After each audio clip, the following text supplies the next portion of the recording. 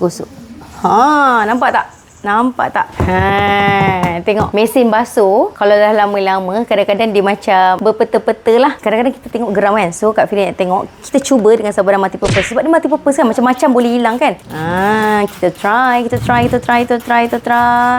Multi-purpose ni wajib ada kat setiap rumah. Sebab semua benda insya-Allah boleh jadi bersih dengan multi-purpose ni. Kita biarkan sekejap, kita tengok. And then kita try gosok. Nampak tak? Nampak tak? Okay. Kita gosok kat tengah je ya. Nampak ada beza. Ada seri sikit, ada cantik sikit, ada manis sikit. Okay. So, maybe kita bolehlah gosok-gosok ataupun maybe yang degil-degil tadi tu kita boleh biarkan sekejap. Okay, tapi yang ni sekarang pun, yang tak berapa nak tunggu ni, okay, yang instantly pun dah beza. Beza. So, maybe kita boleh seri-serikanlah sikit kita punya mesin basuh kita ni menggunakan sabun padang multi-purpose.